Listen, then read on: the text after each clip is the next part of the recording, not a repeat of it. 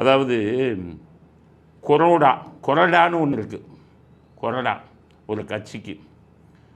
இப்போ அந்த கொறடா இன்னாருக்கு ஓட்டு போடுங்கன்னு சொல்லி அதை நீங்கள் மீறினா அது தகுதி நீக்கம் வந்துடும்.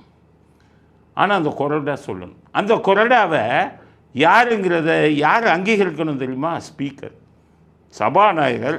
இந்த கட்சிக்கு இவர் தலைவர், இவரை கொறடா அப்படின்னு அங்கீகரிக்கணும். அங்கீகரித்ததுக்கப்புறம் அந்த கொறடா சொல்கிறத நீங்கள் மீறினீங்கன்னா உங்களுக்கு தகுதி நீக்கம் வந்துடும். இந்த ஓட்டெடுப்பு நடக்கும்போது அதிமுக ரெண்டாக பிரிஞ்சிருச்சு. எடப்பாடி பக்கம் உள்ளவங்கெல்லாம் ஒரு தலைவர் ஒரு கொறடான்னு லிஸ்ட் கொடுத்தாங்க. அந்த பக்கம் சிவி சண்முகம் தலைமையில் இருக்கிறவங்கன்னா தலைவர் கொறடா அப்படின்னு லிஸ்ட்டை கொடுத்துட்டாங்க.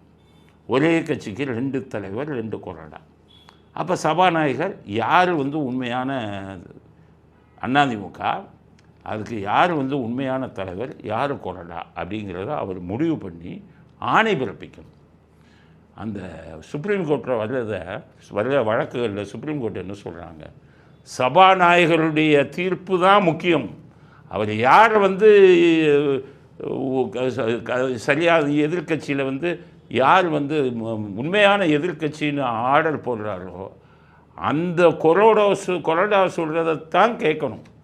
அந்த கொறடா சொல்கிறத கேட்காமல் விட்டீங்கன்னா தகுதி நீக்கம்.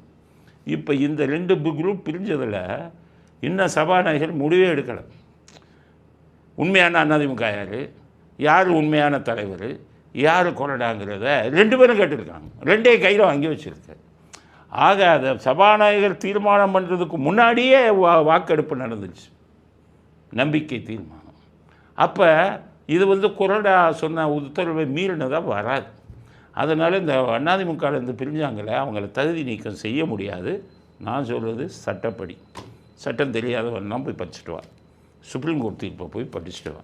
அவங்க அதைத்தான் சொல்கிறாங்க. சபாநாயகரின் தீர்ப்பு தான் முக்கியம். சபாநாயகரின் தீர்ப்புப்படி இவர் தான் கொறடான்னு சொல்லி அவர் இதை மீறினீங்கன்னா தகுதி நீக்கம். அதனால் இவர்களை தகுதி நீக்கம் செய்ய முடியாது அப்படிங்கிறது இது. அதனால் இவங்கெல்லாம் சப்போர்ட் பண்ணாங்கன்னா ஆட்சி நிரந்தரமாக இருக்கும். வேறு அதுக்காக தான் சொல்கிறோம். அதனால் சீக்கிரம் எடப்பாடியை கட்சியை விட்டு தூக்கிடுங்க, பொதுச்செயலை விட்டு தூக்கிடுங்க. அதிமுக, நான் ஒரு அதிமுகக்காரன் நான் சொல்கிறேன். நான் பல விஷயங்களை பார்த்துட்டு தான் சொல்கிறேன். அவர் நம்பிக்கை துரோகம் பண்ணுறதுல பயங்கரமான ஆள். அதனால் மற்ற